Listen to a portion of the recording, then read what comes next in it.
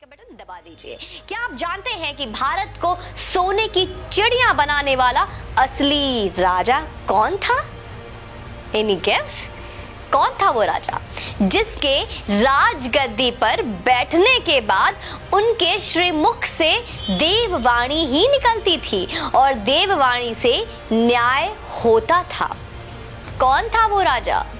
अभी तक कुछ याद आया, कुछ पता है, नाम सुना है, या अकबर बिरबल की खिचड़ी में ही रह गए? जिसके राज्य में अधर्म का संपूर्ण नाश हो गया था। कौन था वो राजा?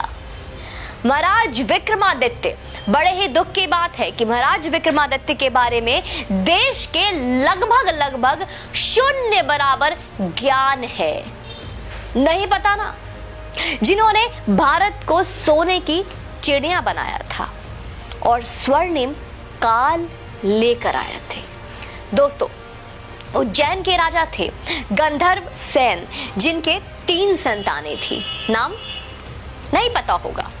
सबसे बड़ी लड़की थी मैनावती, उससे छोटा लड़का था जिसका नाम था भृतहरि, और सबसे छोटा वीर विक्रमादित्य। नहीं पता होगा। विक्रम की माता का नाम क्या था? सौम्य दर्शन, जिन्हें वीरमती और मदन रेखा भी कहते थे। बहन मैनावती की शादी थारा नगरी के राजा पदम सेन के साथ कर दी, जिनके एक लड़का हुआ जिनका नाम था गोपी चंद। आगे चलकर गोपी चंद ने श्री ज्वालेंद्र नाथ जी से योग दीक्षा ले ली और तपस्या करने जंगलों में चले गए। फिर मैनावती ने भी श्री गुरु गोरक्षनाथ जी से योग दीक्षा ली थी। अब कुछ सिमिलर आ रहा होगा। आइए, इतनी जल्दीबाजी क्या है, ध्यान से सुनते जाइए।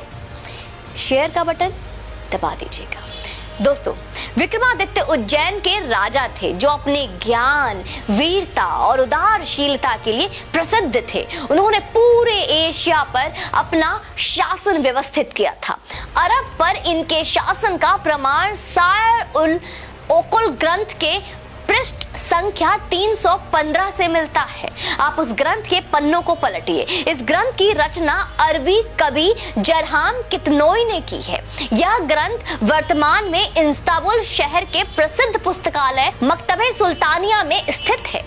सम्राट विक्रमादित्य ने शकों को पराजित किया था। उनके पराक्रम को देखकर ही उन्हें महान सम्राट कहा गया और उनके नाम की उपाधि कुल 14 भारतीय राजाओं को दी गई। उपाधि समझते हैं आप?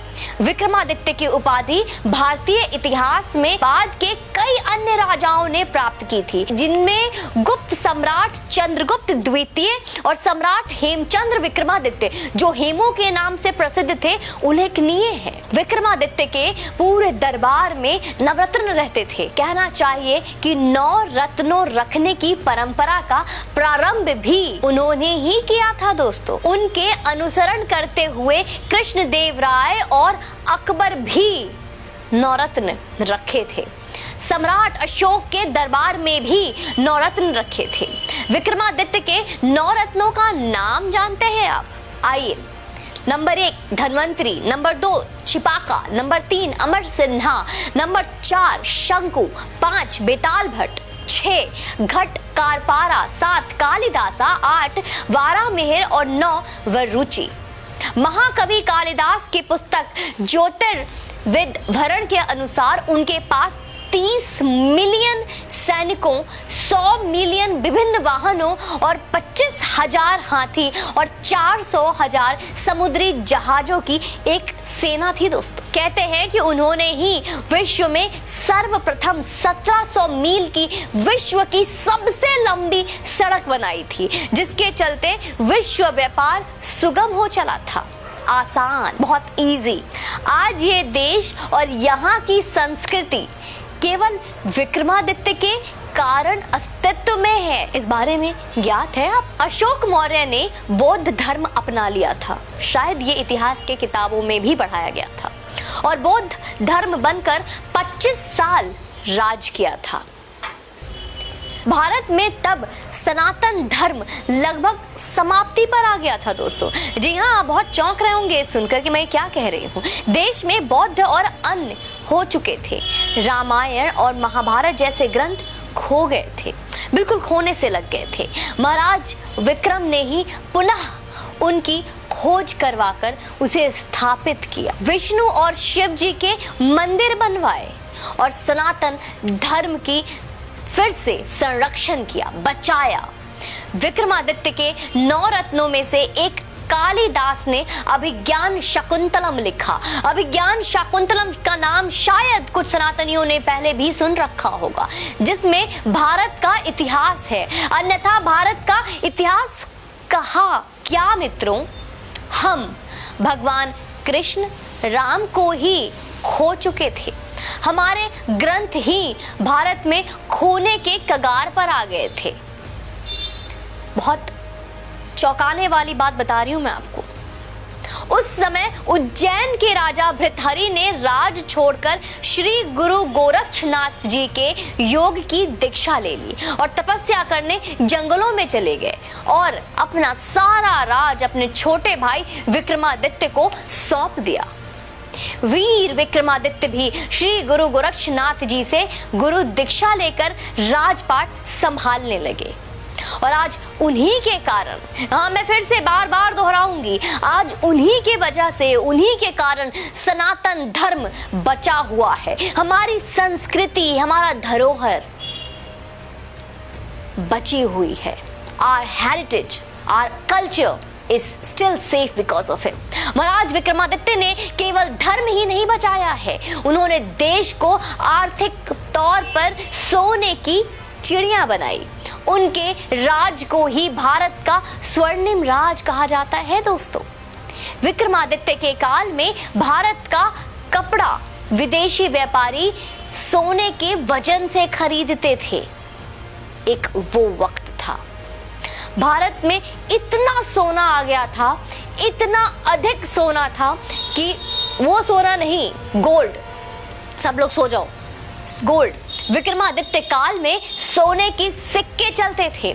आप गूगल इमेज कर विक्रमादित्य के सोने के सिक्के देख सकते हैं कि किस तरह के सोने के सिक्के उस वक्त होते थे, किस तरह के सोने के सिक्के पाए जाते थे उनके काल में। कैलेंडर जो विक्रम संवत लिखा जाता है वह भी विक्रमादित्य का स्थापित किया हुआ है। हमें उसे फिर से लाना है। आज जो भी ज्योतिष गणना है, जैसे हिंदी संवत, वार, तिथियां, राशि, नक्षत्र, गोचर आदि, उन्हीं की रचना है। वे बहुत ही पराक्रमी, बलशाली और इतना ही नहीं, बहुत ही बुद्धिमान राजा थे। कई बार तो देवता भी उनसे न्याय करवाने आते थे। आप इस बात से अंदाजा लगा सकते हैं। विक्रमादित्य के काल में हर नियम धर्म शास्त्र के हिसाब से बने होते थे। न्याय, राज सब धर्म शास्त्र के नियमों पर चलता था। आप इससे उनका छवि अपने मस्तिष्क में खुद निर्माण कर सकते हैं। विक्रमादित्य का काल प्रभु श्री राम के राज के बाद सर्वश्रेष्ठ माना गया है, जहां प्रजा धनी थे, जहां प्रजा खुश थे और धर्म पर चलने वाले थे। बड़े दुख की बात है कि भारत के सबसे महानतम राजा विक्रमादित्य के बारे में हमारे विद्यालयों में, स्कूलों में, कॉलेजों में कहीं कोई स्थान नहीं है।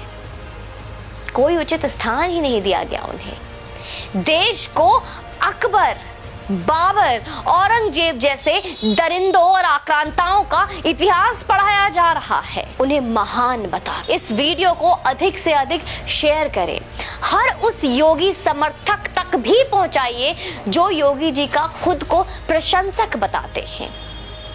हम भी तो देखें कि कितना जानते हैं आप योगी आदित्यनाथ के बारे में और कितना चाहते हैं आप कि इतिहास का वो सच जो हम तक आज तक पहुंचा ही नहीं, वो किस तरह से सनातनियों के पास पहुंचना चाहिए। उसकी कोशिश, उसका प्रयास अब आपको करना पड़ेगा। मैं, हमारी पूरी टीम कोशिश करती है ऐसे कई सच को उजागर करने की जिनके बारे में आपने ना पढ़ा ना आपको बताया गया, जिन्हें हमेशा गुप्त और अंधेरे में गुम करने का प्रयास किया गया। आपसे निवेदन करूंगी कि आप इस वीडियो को शेयर अवश्य करें, लोगों तक अवश्य इस वीडियो को पहुंचाएं और अपनी क्षमता, अपने योग्य के अनुसार अपने प्रसन्नता के अनुसार जितना भी आप समर्थन हमें करेंगे, हमारी टीम की मनोबल और दोगुनी होगी और अच्छा काम करेंगे। आप चैनल पे यूं ही बने रहें और अपना समर्थन देते रहें। जय हिंद, वंदे मातरम।